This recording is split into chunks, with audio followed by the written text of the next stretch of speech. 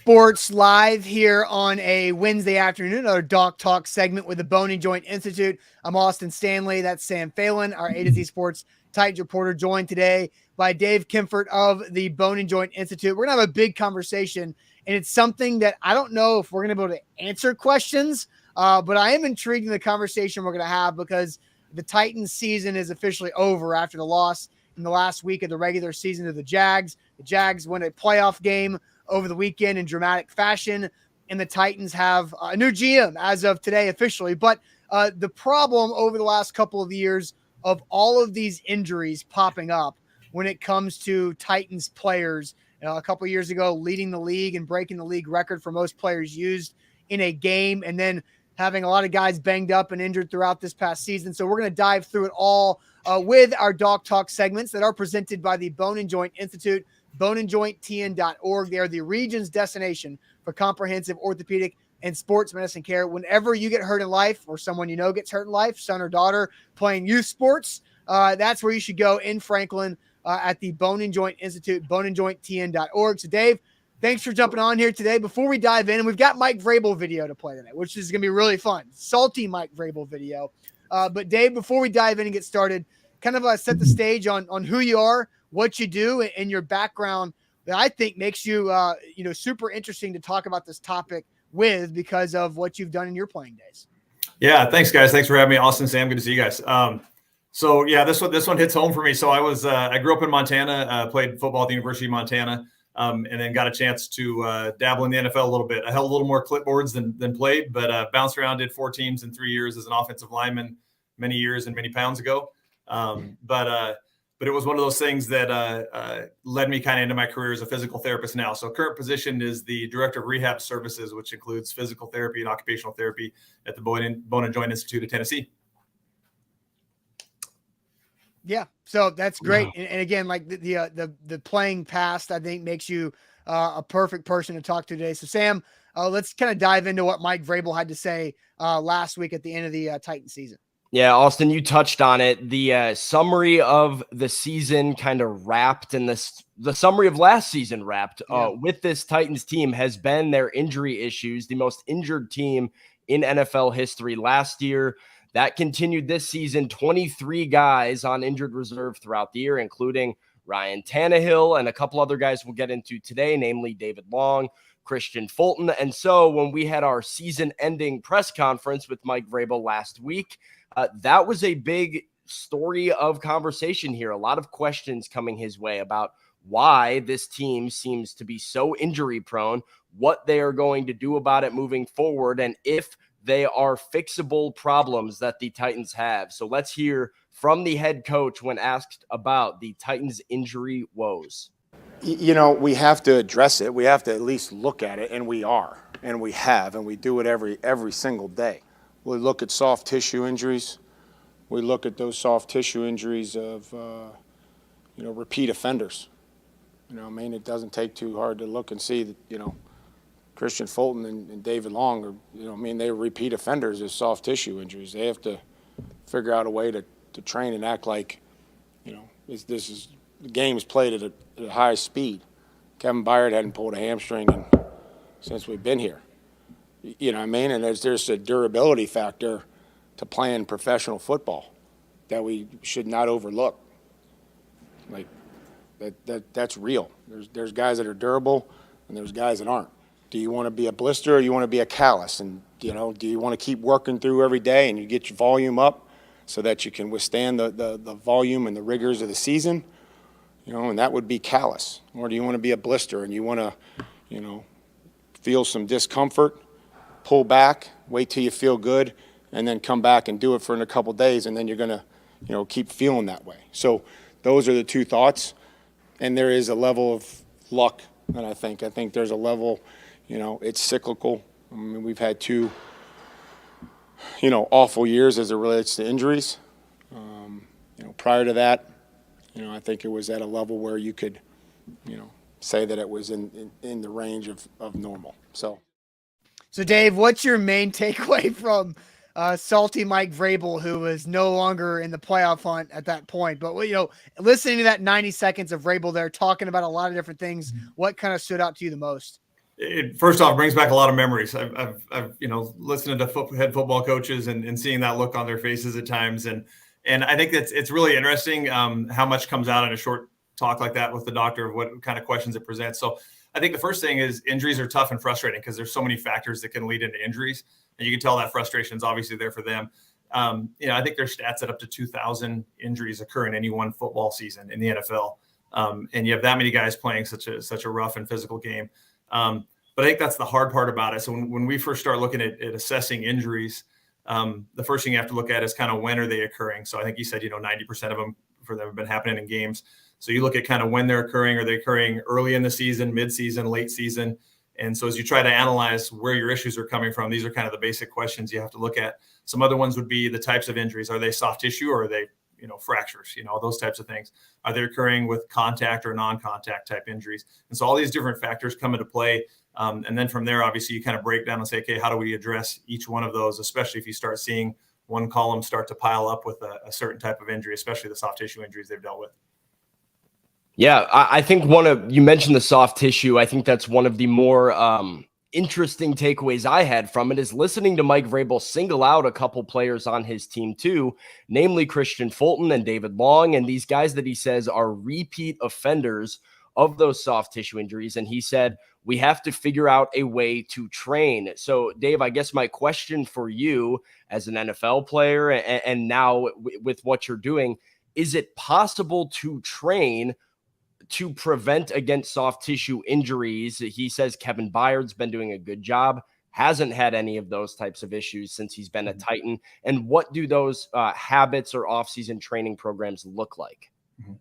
No, it's a great question. And I think that, again, there's a lot of luck that comes in any amount of injuries, but when you look at it, it does seem like in my experience, and when I look at the people that we see in the clinic, certain patterns again start to evolve. So there's so many things that you can do in the off season and even during the season that can help. But things like making sure they're getting enough sleep, making sure that you're staying well hydrated. Hydration helps lubricate the joints. It helps your systems, recover as well as the heat injury and heat illness type things that it presents against.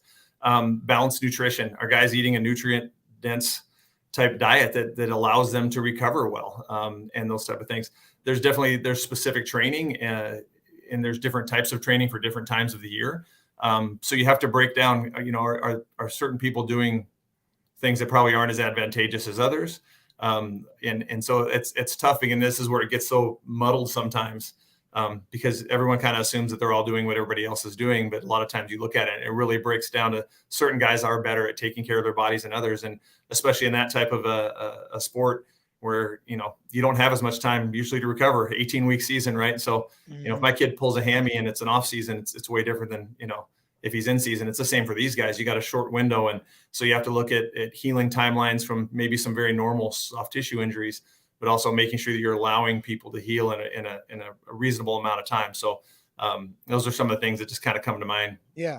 First. Yeah.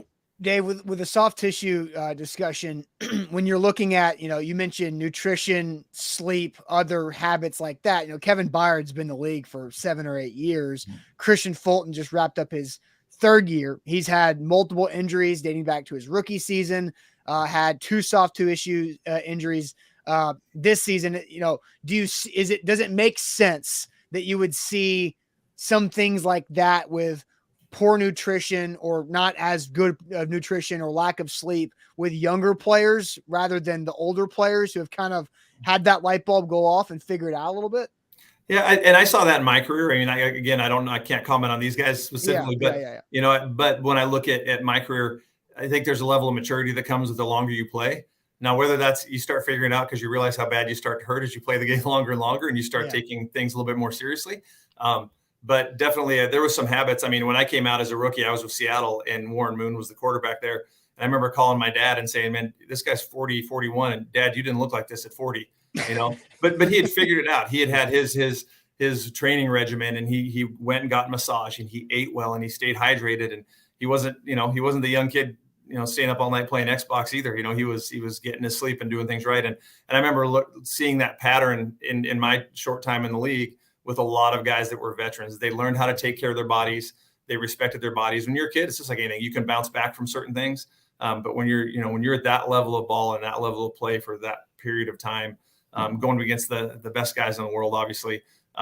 Guys kind of figure it out real quick that they need to start doing things that maybe they got away with in college or could get away with when they were younger and hadn't played as much. Is there a little bit of a genetic type of issue to this? I think saying that's probably where you're going next. I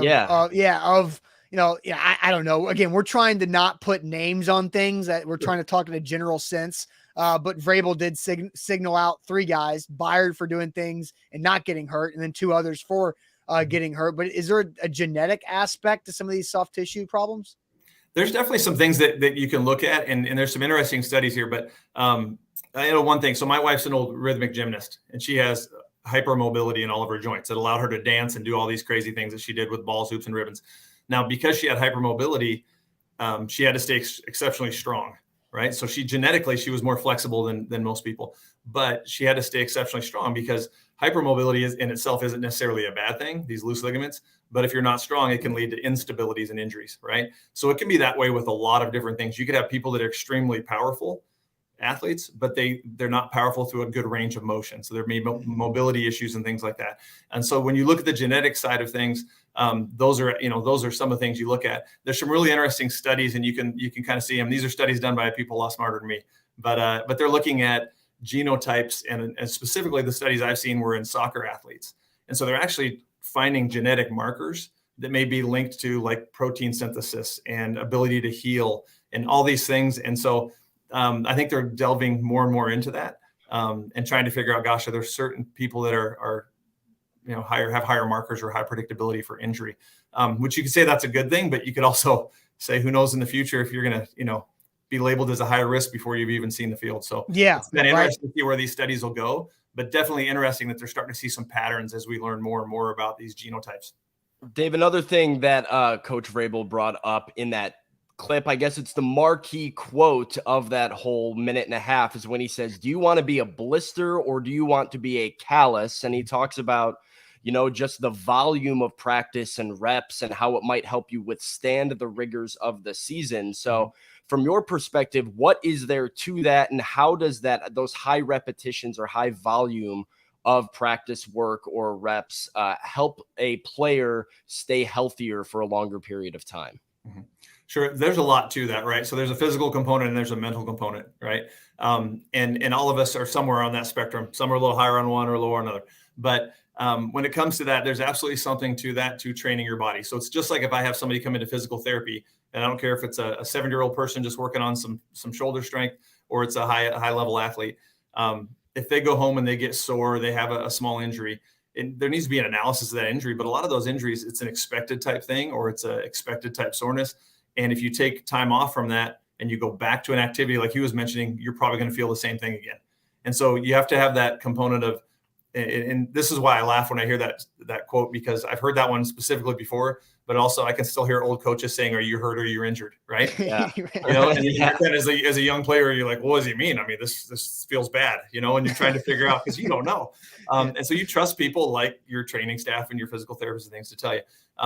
But I do laugh at that, because there's a lot of truth to that. So there's so many things that are playable type things, and that you can slowly ramp up volume with, and improve strength and tendon strength and ligament strength and power and things. But you also have to recognize when those things aren't there and it's gone another step further. And so that's the tough part, is as an athlete, nobody wants to, usually be off the field. Nobody wants to hurt their ability to help the team or to continue their career in the NFL.